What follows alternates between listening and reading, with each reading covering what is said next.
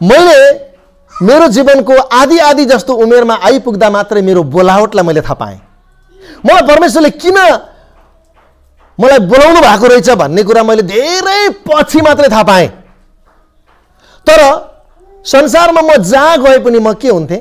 हार, पराजय, असफल, दुब्लो, रोगी, दुखी। कहिलेसम्म? जबसम्म म उहाँको बोलावटलाई मैले चिनिनँ तबसम्म मेरो जीवन वैराग्यतामा बित्यो। मैले मेरो लाइफलाई चिनिनँ, मेरो जीवनलाई मैले बुझिनँ।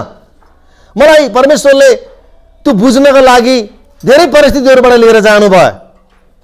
म नगएको ठाउँ कहीँ पनि छैन, तर म कहीँ पनि खुसी हुन सकिनँ, म कहीँ पनि जम्न सकिनँ, म कहीँ पनि मेरो जीवनले सफलताको हात लिएन।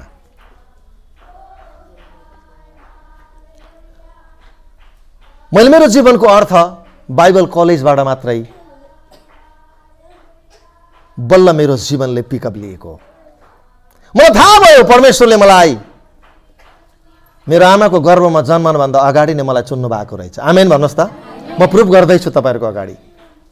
तर एउटा कुरा ख्याल गर्नुहोस्, परमेश्वरबाट यदि कोही चुनिएको मान्छे छ र त्यो संसारमा घुमिरहेको छ भने त्यो कदापि संसारमा सफल हुन सक्दैन। योनालाई जस्तो परमेश्वरले जसरी पनि तानेर खिचेर ल्याउनुहुन्छ, परमेश्वरले अब्राहमलाई ठुलो आशिष दिन चाहनुहुन्थ्यो। तर इस्माइल जन्मिसकेको थियो र एकपटक परमेश्वर अब्राहमको पालमा आउनुहुन्छ। अब्राहम बाहिर निस्कन्छ, आकाशतिर हेर, आकाशमा हेर्छ, के देख्दैछस्? तारा। गन्न सक्छस्? सक्दिन। तेरो सन्तान पनि यस्तै हुनेछन्। अनि अब्राहमले के भन्छ थाहा छ?